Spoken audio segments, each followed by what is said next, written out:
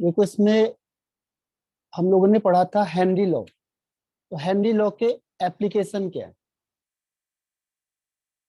Application of Henry law.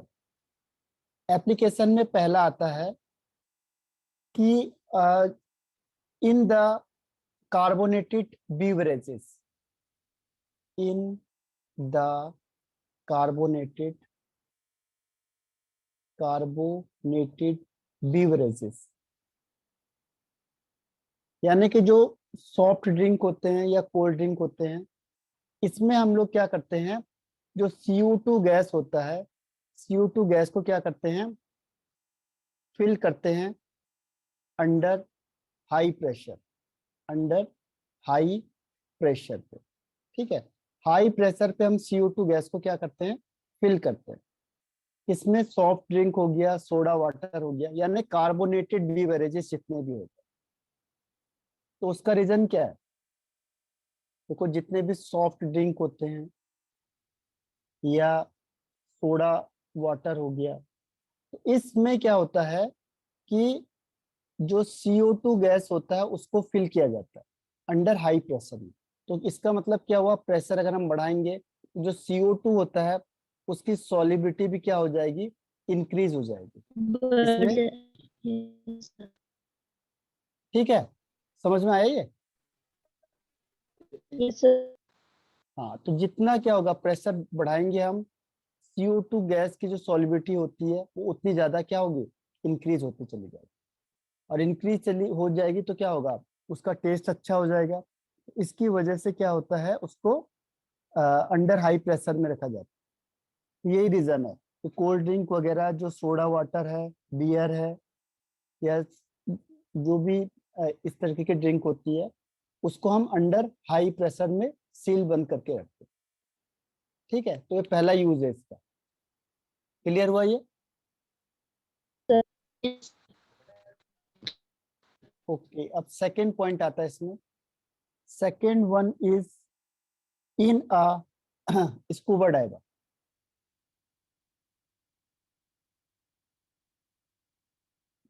Scuba diver, इसमें क्या होता है, देखो कि जो सी होता है आपके पास, आपने देखा हुआ सी है, तो इसमें जो डीप डाउन लोग जाते हैं, यहाँ से क्या होगा, कोई पर्सन यहाँ से बहुत नीचे पहुंच जाता है, तो नीचे पहुंचने में क्या होगा, उसको प्रेशर बहुत ज्यादा होता है, क्योंकि प्रेशर इसका है, वाटर का बहुत ज्यादा प्रेशर होता है। ठीक है, तो वाटर का प्रेशर यहाँ पे बहुत ज्यादा लगेगा। ठीक, अब जो हम यहाँ पे क्या करते हैं, देखो पहली चीज क्या हुआ, एक पर्सन कहाँ चला गया, सी वाटर के डेप्थ में चला गया। जब वहां पे जाएगा तो ये अपने साथ क्या करता है, ऑक्सीजन सिलेंडर को कैरी करके भी जाता है। ठीक है, इसको कैरी करके ले जाएगा। तो इसमें क्या होता है कि ऑक्सीजन के साथ इसको डाइल्यूट करने के लिए नाइट्रोजन गैस मिक्स होती थी पहले।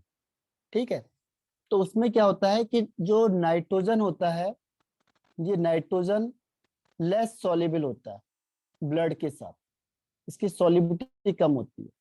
ठीक है, ब्लड के साथ लेस सॉल्युबल होगा।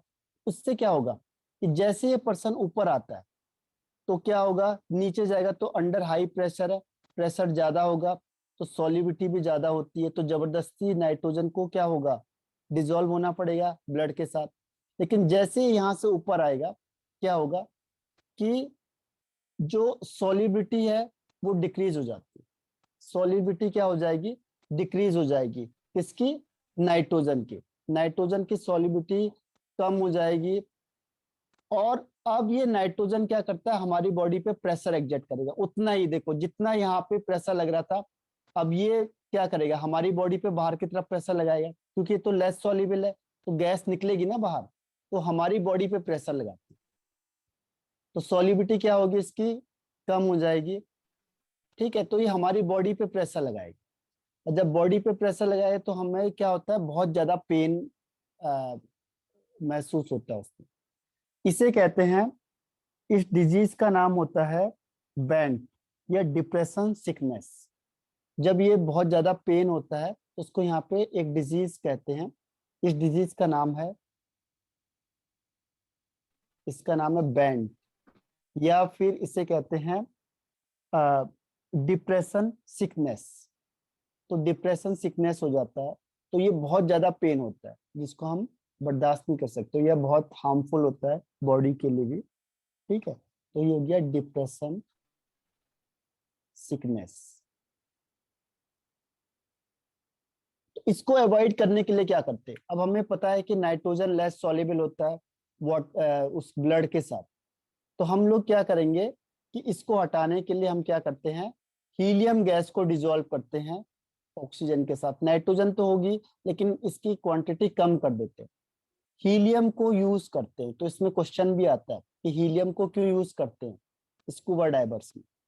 ठीक है, हीलियम को जब हम स्कूबा डाइवर करते हैं तो उसमें हीलियम गैस को हम क्यों यूज करते हैं, क्योंकि जो हीलियम होता है वो क्या होता है, सॉरी, जो नाइट्रोजन होता है ज्यादा सॉल्युबल था, हीलियम क्या होता है, लेस सॉल्युबल होता है। ठीक है, इसमें उल्टा बता दिया मैंने आपको, नाइट्रोजन क्या होता है, मोर सॉल्युबल होता है ब्लड के साथ, और ये होता है लेस सॉल्युबल, लेस सॉल्युबल। इससे क्या होगा, देखो सॉल्युबिलिटी कम होगी तो प्रेशर भी कम लगाए, लेस सॉल्युबल होगा तो प्रेशर भी कम एग्जर्ट करेगा। ये ज्यादा सॉल्युबल होता है तो प्रेशर भी ज्यादा एग्जर्ट करता है प्रेशर बॉडी भी पे। ज्यादा लगेगा। हाँ, प्रेशर भी ज्यादा लगेगा क्योंकि सॉल्युबिलिटी ज्यादा होती है नाइट्रोजन की। तो हमने कौन सी गैस चुनी, जो लेस सॉल्युबल होगी ब्लड के साथ। जो लेस सॉल्युबल होगी तो जब सॉल्युबल कम होगी तो क्या होगा, प्रेशर भी कम लगाएगी, तो हमारी बॉडी पे प्रेशर भी कम लगाती है, जिससे हम जो ये बैंड है या डिप्रेशन सिकनेस है उससे हम बच जाते हैं। ठीक है, इसीलिए हम हीलियम को यूज करते हैं स्कूबा डाइविंग में। तो ये क्वेश्चन आता भी है आपके पास, तो समझ में आया आपको। Yes sir. हाँ, तो उसमें नाइट्रोजन के बबल्स टाइप के निकलते हैं, जैसे होता ही है जब गैस निकलती है तो बबल के फॉर्म में निकलती है। अब है आपके पास नेक्स्ट वन इज, मेन तो यहाँ पे दो ही हैं लेकिन एक चीज और बता देता हूँ मैं आपको, at high altitude. At high altitude, high altitude में क्या होता है, जैसे आप हाइट में जाओगे, जैसे आप, हाँ बताओ क्या कह रहे हो, कुछ कह रहे हो।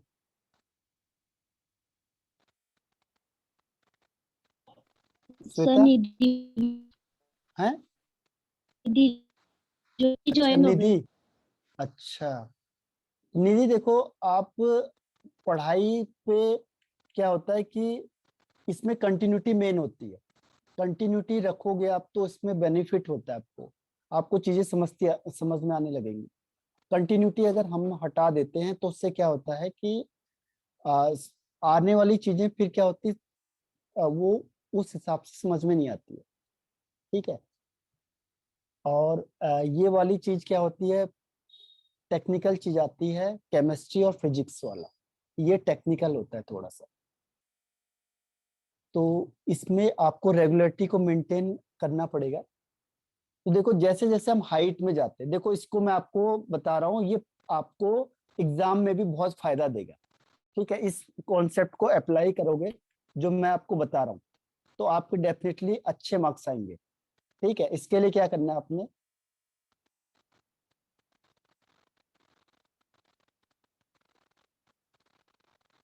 अच्छा ओके ओके ओके, ठीक ठीक ठीक ठीक। तो देखो इसमें क्या होता है, ओके कोई बात नहीं निधि, अभी कोई बात नहीं, आप कल कर लेना। ठीक है, मैं रिकॉर्डेड भेज दूंगा आपको तो आप देख लेना उससे।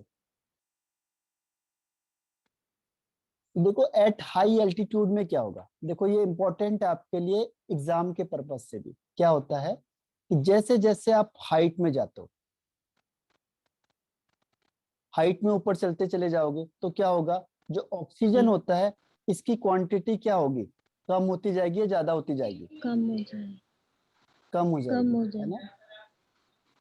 हाँ ओके यस सर। निधि, तो ऑक्सीजन की क्वांटिटी कम होती जाएगी। ठीक है, तो जब ऑक्सीजन की क्वांटिटी कम होती जाएगी तभी तो क्या होता है, जब हम हाइट में जाते हैं तो हम तेज तेज सांस लेते हैं क्योंकि ऑक्सीजन की कमी हो जाती है यहाँ पे। ऑक्सीजन क्या हो जाएगा, लेस हो जाएगा। ऑक्सीजन लेस हो जाएगा यानी प्रेशर कम हो जाएगा।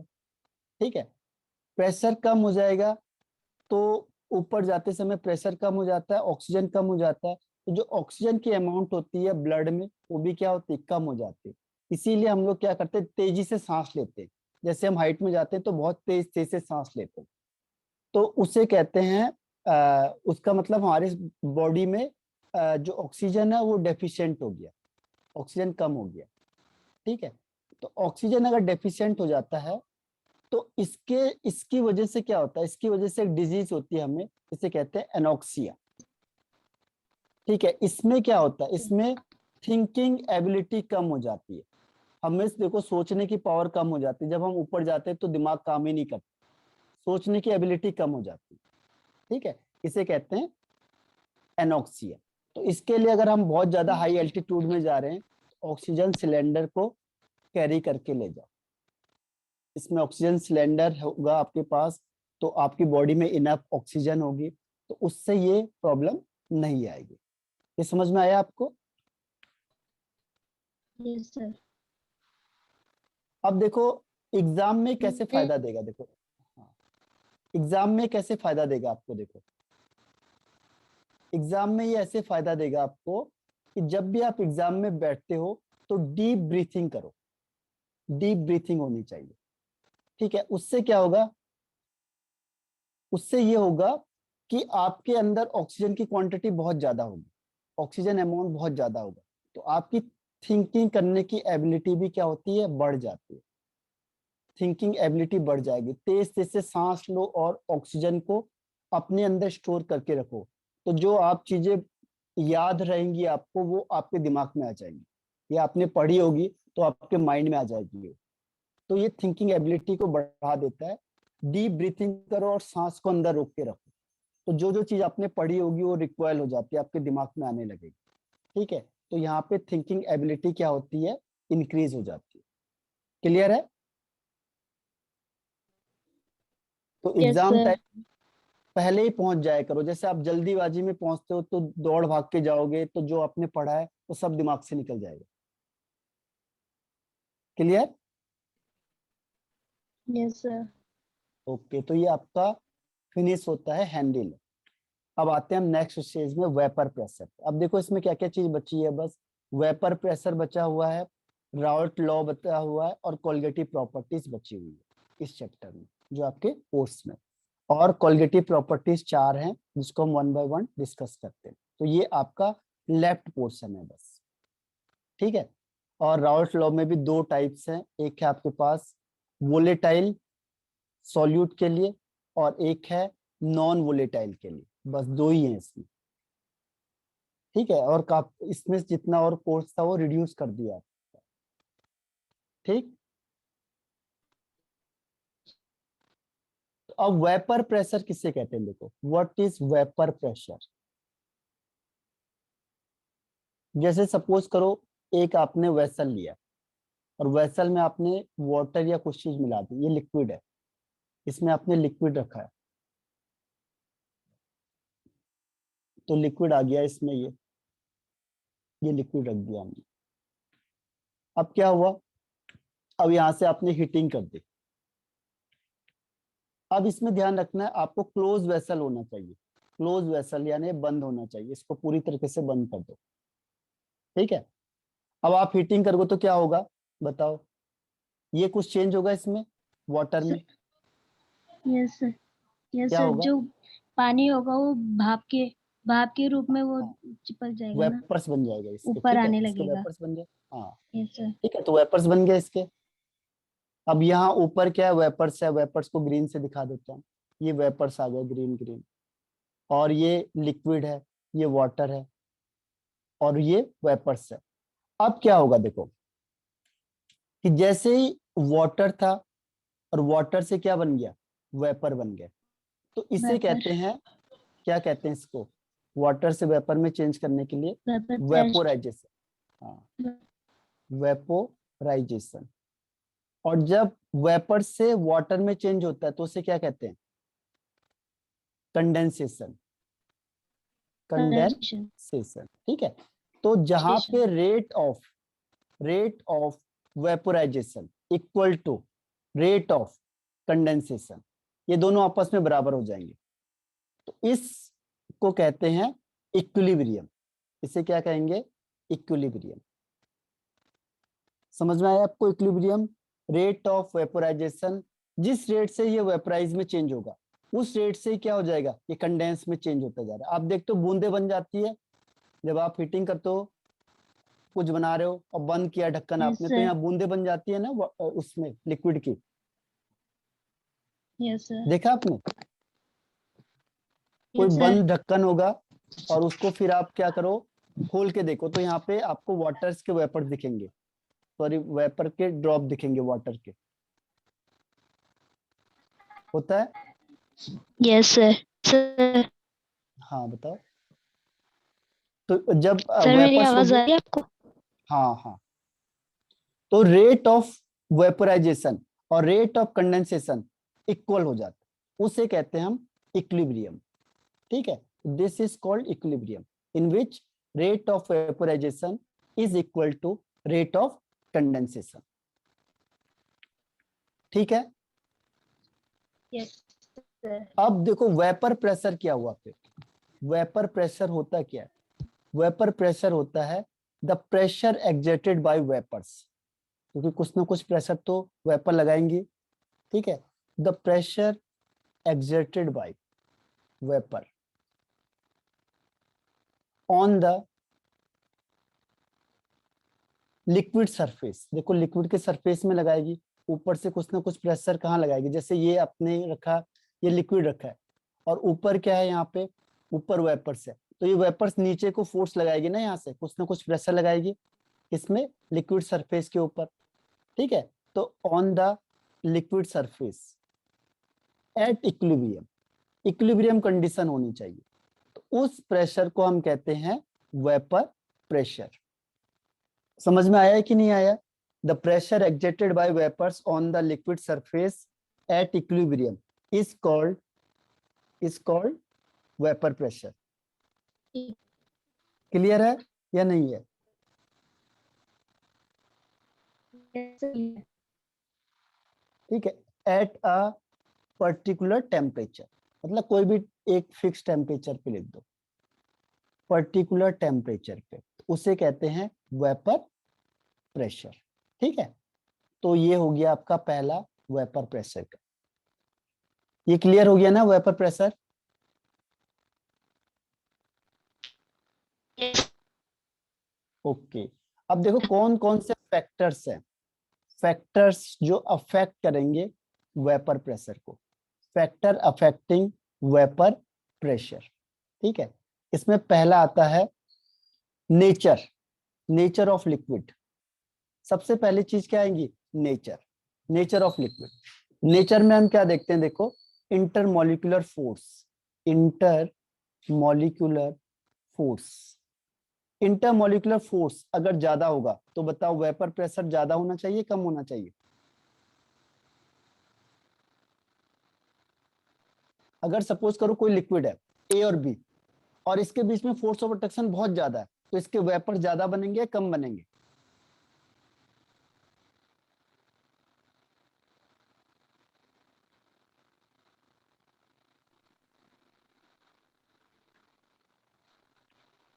बताओ, इसके वेपर ज्यादा बनने चाहिए या कम होने चाहिए? इसके बीच में स्ट्रॉन्ग फोर्स ऑफ अट्रैक्शन, ए और बी में क्या है?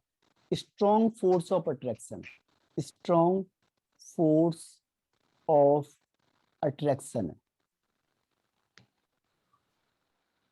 तो क्या होगा?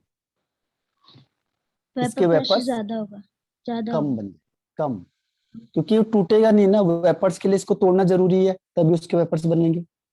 ठीक है, ये तो स्ट्रॉन्ग फोर्स है, और जब वेपर्स होगा तो क्या होगा, जैसे वाटर है H2O, तो ये दूसरे वाटर के साथ कनेक्ट होगा। अब इसके बीच में अगर फोर्स और अट्रैक्शन ज्यादा हो गया तो क्या होगा, इसको तोड़ने में टाइम लगेगा ना, अब वेपर्स बनाओगे तो इसको तोड़ना पड़ेगा तभी तो वेपर्स बनेंगे। ठीक है, तो क्या होगा, उसके लिए स्ट्रॉन्ग ज्यादा हीट देनी पड़ेगी आपको, तो उसके वेपर प्रेशर कम हो जाएंगे। यानी अगर स्ट्रॉन्ग फोर्स ऑफ अट्रैक्शन होगा between the molecule of liquid, तो क्या होगा, वेपर प्रेशर डिक्रीज हो जाएगा। कम होगा। Yes sir. हाँ, क्योंकि उसको ज्यादा हीट देनी पड़ेगी तोड़ने के लिए। ठीक है, इसको ज्यादा हीट देनी पड़ेगी इसको ब्रेक डाउन करने के लिए। ठीक है, समझ में आया? Yes sir. बताओ यस नो। क्लियर है? तो जितना फोर्स ऑफ अट्रैक्शन ज्यादा होगा उतने वेपर्स कम बनेंगे। देखो, अगर मैंने कहा inter molecular force, inter molecular force, जितना इंटर मॉलिक्यूलर फोर्स ज्यादा होगा उतना क्या होगा, उतना उसके वेपर्स कम बनेंगे, और प्रेशर कम वेपर्स कम होगा। बनेंगे तो वेपर प्रेशर भी कम हो जाए। ठीक है, तो ये हुआ आपका नेचर पे। अब नेचर के बाद सेकंड आता है टेम्परेचर। अब टेम्परेचर में बताओ, अगर मैंने टेम्परेचर बढ़ाया तो बताओ वेपर प्रेशर क्या होना चाहिए, कम या ज्यादा? सर ज्यादा। ज्यादा होना चाहिए, क्योंकि जितना टेम्परेचर ज्यादा देंगे उतना वेपर्स उसके ज्यादा बनेंगे। ठीक है, और वेपर ज्यादा होंगे तो वेपर प्रेशर भी ज्यादा होगा। ठीक है, तो वेपर भी ज्यादा बनेंगे तो वेपर प्रेशर भी ज्यादा होगा। तो जितना वेपर ज्यादा होगा उतना वेपर प्रेशर भी ज्यादा होगा। तो इसमें दो फैक्टर होते हैं जिससे वेपर प्रेशर अफेक्ट करता है। ठीक है, एक है टेम्परेचर और दूसरा है इंटरमोलिकुलर फोर्स ऑफ अट्रैक्शन, यानी नेचर। अब आता है इसमें देखो राउल्ट्स लॉ, क्योंकि इसको बताना जरूरी था, इसी के बेस पे हम करते हैं, राउल्ट्स लॉ को बताते हैं। राउल्ट्स लॉ ने दो चीजों में दिया था। पहला दिया था वोलेटाइल सॉल्यूट, वोलेटाइल का मतलब होता है जिसके वेपर्स बन जाते हैं, और एक होता है नॉन वोलेटाइल सॉल्यूट, यानी जिसके वेपर्स नहीं बनते, वो नॉन वोलेटाइल होते। ठीक है, volatile and non volatile. Volatile का मतलब जिसके वेपर्स बन जाएंगे, इसके वेपर्स फॉर्म्ड हो जाते हैं इजिली, और इसके वेपर्स नहीं बनते तो उसे कहते हैं नॉन वोलेटाइल। ठीक है, इसके वेपर्स नहीं बनेंगे तो उसे कहेंगे नॉन वोलेटाइल सॉल्यूट, और ये हो गया नॉन सॉरी वोलेटाइल सॉल्यूट। दोनों के लिए उसने क्या किया, अलग अलग लॉस दिए। ठीक है, तो वन बाय वन हम पढ़ते हैं इसको, पहले फर्स्ट वाला पढ़ेंगे फिर सेकंड वाला पढ़ेंगे। तो पहले स्टार्ट करते हैं Raoult's law for volatile solute, volatile solute. इसके लिए क्या होगा, देखो इसमें कहता हो कि सपोज करो दो कंपोनेंट है, ठीक है, ए एंड बी, और इसका पार्शियल प्रेशर पी ए है। पार्शियल प्रेशर समझते हो, तो इंडिविजुअल प्रेशर जो ए जितना प्रेशर लगा रहा है सॉल्यूशन में, वो उसका पार्शियल प्रेशर हो गया। ठीक है, सर पार्शियल रिपीट कर प्रेशर दो, कॉल आ गया। है। और सर रिपीट कर दो, कॉल आ गया था।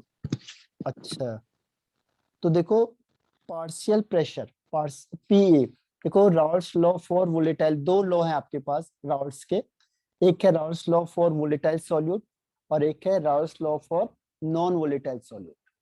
ठीक है, तो पहले हम पढ़ेंगे Raoult's law for volatile solute.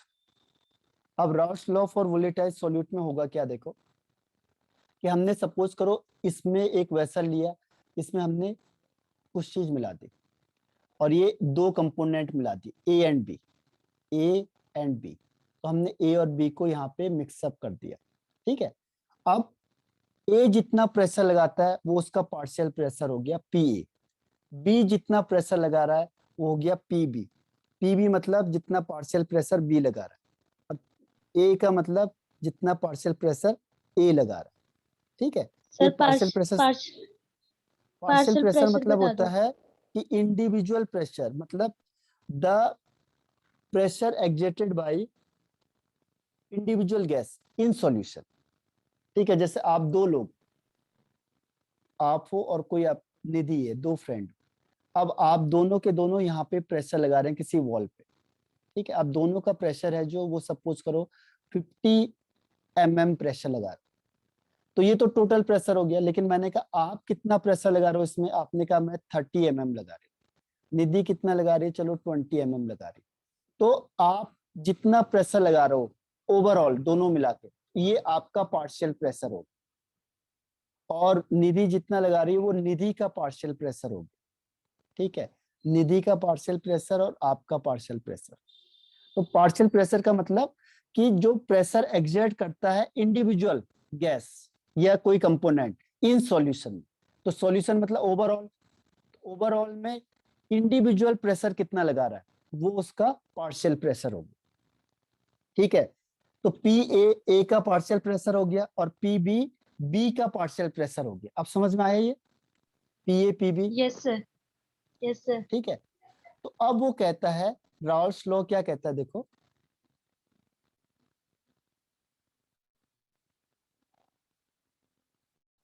Raoult's law कहता है कि जो पार्शियल प्रेशर होता है ए का, ठीक है, पार्शियल प्रेशर ऑफ ए, ये डायरेक्टली प्रोपोर्शनल होता है उसके मोल फ्रैक्शन के।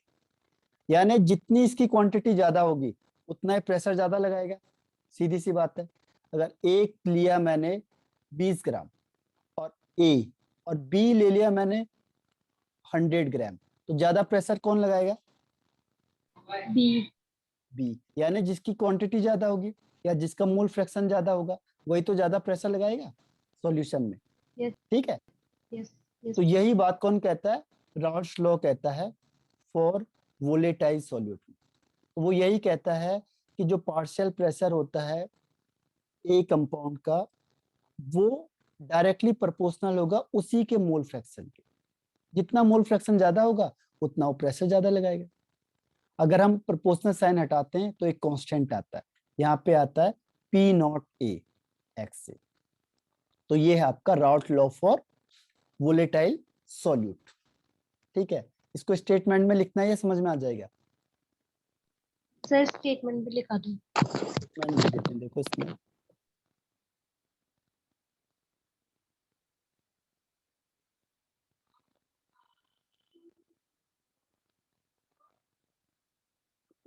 इसमें है इन अ सॉल्यूशन। पहले हम इसकी बात कर रहे हैं, सॉल्यूशन की बात कर रहे हैं। द वेपर प्रेशर या पार्शियल प्रेशर, कुछ भी कह दो यहाँ पे, वेपर प्रेशर या partial pressure of a component, क्योंकि कंपोनेंट में कुछ भी हो सकता है, ए और बी कुछ भी हो सकता है कंपोनेंट। ठीक है, partial pressure of A component is directly proportional to, is directly proportional to, proportional to its mole fraction. जितना मोल फ्रैक्शन हम ज्यादा करेंगे उतना क्या होगा, उसका वेपर प्रेशर भी ज्यादा लगेगा। ठीक है, एट अ गिवन टेम्परेचर, उसे कहते हैं राउल्स लॉ। तो इतना ही इसमें है। तो इन अ सॉल्यूशन, क्योंकि सॉल्यूशन की बात कर रहे हैं हम, तो सॉल्यूशन में देखेंगे हम जो वेपर प्रेशर होता है या partial pressure of A component is directly proportional to, जैसे दो कंपोनेंट है पी ए और पी बी, तो पी ए के लिए क्या होगा, P A is directly proportional to X A, mole fraction of A. P B की बात करेंगे तो P B is directly proportional to X B, यानी मोल फ्रैक्शन। ठीक है, तो ये कहता हो कि जो वेपर प्रेशर है या पार्शियल प्रेशर है इन सॉल्यूशन, इसका मतलब है सॉल्यूशन मतलब जब दोनों मिला के हैं तब उस कंडीशन में देखेंगे। अब समझ में आया ये? Yes sir. अब अगर हम प्रोपोर्शनल साइन हटाते हैं तो एक कांस्टेंट आता है। इसी को जो मैंने लिखा है इसी को लैंग्वेज में लिखना है, बस वही राउल्स लॉ है। अगर हम प्रोपोर्शनल साइन हटाएंगे तो एक कांस्टेंट आता है पी नॉट ए एक्स से। ऐसे ही देखो दूसरे केस में P B is directly proportional to X B, तो P B is equal to P naught B X B. ठीक है, अब क्या हो जाएगा, ये दोनों हो गए आपके पास। अब इसमें पी ए क्या है, पी ए है partial pressure of a component in solution. ठीक है, इन सॉल्यूशन, सॉल्यूशन में कितना लगा रहे हैं, तो पी नॉट ए क्या है, पी नॉट ए है जो vapour pressure of component A in pure state, जब वो अलग से लगा रहा है। ठीक है, ए इन प्योर स्टेट, प्योर का मतलब जब वो अलग से लगा रहा है, और ये है पी ए मतलब जब सॉल्यूशन में लगा रहा हो। दोनों में फर्क है। सपोज करो आप इंडिविजुअल कहीं पे प्रेशर लगा रहे हो तो वो हो गया प्योर स्टेट में, और जब आप बहुत सारे स्टूडेंट के साथ प्रेशर लगा रहे हो तो वो हो गया PA। तो PA का मतलब सॉल्यूशन में, यानी बहुत सारे लोग हैं आपके साथ, और P0A का मतलब जब इंडिविजुअल हो, आप अकेले हो, उस समय कितना प्रेशर लगा, ठीक है। और यहाँ पे XA हो गया मोल fraction of A, mole fraction of A। ये समझ में आया तीनों? Yes sir. ठीक है, ऐसे ही इस केस में होगा, P0B में भी यही केस है सेम। अब क्या होता है कि यहाँ पे हम लगाते हैं Dalton's law of partial pressure, law of partial pressure, Dalton's law of partial pressure. Dalton's law क्या कहता है, जो टोटल प्रेशर होता है वो किसके बराबर होगा, पार्शियल प्रेशर ऑफ ए और पार्शियल प्रेशर ऑफ बी। सीधी सी बात है, जो टोटल प्रेशर होगा वो किसके बराबर होगा, जितना ए जितना प्रेशर लगा रहा है और जो बी जितना प्रेशर लगा रहा है सॉल्यूशन में, इन दोनों को प्लस करेंगे टोटल प्रेशर आ जाएगा। अब P A is equal to क्या लिख सकते हैं, P0A XA प्लस इसे क्या लिख सकते हैं, P0B XB। ठीक है, अब अगर हमें इसे चेंज करना है, किसी को भी आप चेंज कर सकते हो, एक को दूसरे में हम क्या करेंगे, चेंज कर सकते हैं। सपोज आपने XA को चेंज कर दिया यहाँ से, XA इज इक्वल टू क्या होता है, 1 माइनस XB, क्योंकि XA plus XB is equal to 1 होता है, मोल फ्रैक्शन का सम 1 होगा, तो XA is equal to 1 minus XB। अब इसकी वैल्यू को यहाँ रख दो, तो क्या हो जाएगा, देखो ये हो जाएगा आपका P0A फिर 1 minus XB plus P0B XB। अब इसको अंदर मल्टीप्लाई कर दो, तो P0A minus P0A XB plus P0B XB। अब इसमें से XB को कॉमन ले लो आप और आंसर आ जाएगा। देखो एक और लाइन लिख रहा हूं मैं, P0A फिर यहाँ पे माइनस XB को कॉमन ले लो, तो ये माइनस की वजह से माइनस माइनस ये प्लस हो जाएगा, प्लस P0A माइनस P0B। तो ये आपका एक फॉर्मूला आ गया। हालांकि ये इतनी जरूरत नहीं है डेरिवेशन की, वो तो आप पहले से ही कर सकते हो, क्योंकि क्वेश्चन में जो गिवन होगा उसके बेस पे आपको करना पड़ेगा। Yes sir.